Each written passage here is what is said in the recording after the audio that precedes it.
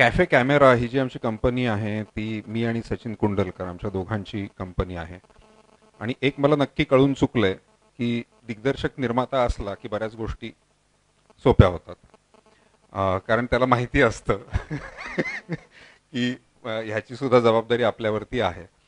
अम, काय असतं की दोन तीन गोष्टी खूप महत्वाच्या असतात सिनेमा हा ठरलेल्या बजेटमध्ये ठरलेल्या वेळेत पूर्ण होण्यासाठी.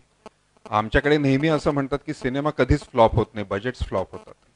तर त्यामुळे ते फार त्याच्यासाठी ज्या महत्वाच्या गोष्टी आहेत त्याच्यामध्ये तुमचा जो दिग्दर्शक आहे त्याचं पेपरवरती प्लॅन व्यवस्थित त्याचा असणं आणि तो प्लॅन त्यांनी त्या पद्धतीने एक्झिक्यूट करणं हे अत्यंत महत्वाचं असतं. कारण शेवटी कॉल तो घेत असतो प्रत्येक छोट्या छोट्या गोष्टींचा.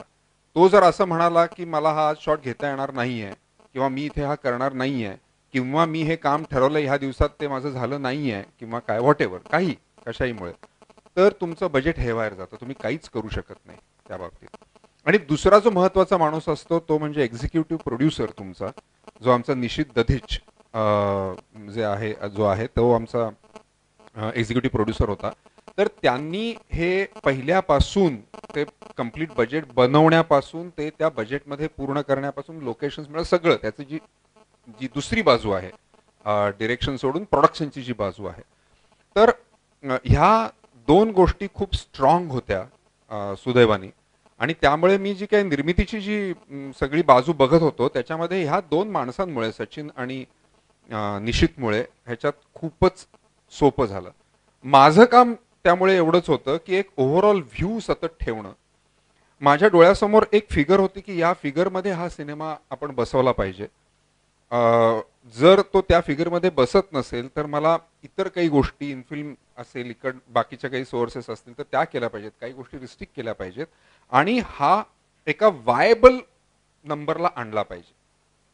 त्याच्यानंतर काय होईल आता काका म्हणाले तसं की तो चालेल न चालेल वेगळा मुद्दा आहे. पण मी आज हे अगदी खात्रीपूर्वक सांगू शकतो की आज कॅफे कॅमेऱ्याची टीम म्हणून जर आम्ही सगळेजण बसलो आणि समोर जर आमच्या कागद ठेवला आणि जर आम्ही सिनेमा समोर बघितला, we will be very proud की आम्ही या कॉस्टमध्ये हा सिनेमा केलाय. हे मला खूप महत्वाची गोष्ट वाटते पहिली कॉपी आल्यानंतर. आणि आता जवळजवळ सिनेमा रिलीज होतोय त्यामुळे मी P&A पकडून म्हणजे पब्लिसिटी आणि डिस्ट्रीब्युशनच्या कॉस्ट पकडून मी हे सगळं म्हणतोय की विल बी व्हेरी प्राऊड की आम्ही ह्या बजेटमध्ये हा सिनेमा केलाय. पण हे सहकार्याशिवाय शक्य नसतं. तिसरी जी अत्यंत महत्वाची बाजू असते ते म्हणजे कलाकार. कारण ते जर त्यांचं सहकार्य नसेल तरी सुद्धा ह्यातल्या खूप गोष्टी गडबडू शकतात. पण तेही सुदैवानी खूप चांगले कलाकार आमच्या बरोबर आहेत आणि त्यामुळे कुठलंच काही गडबड झाली नाही.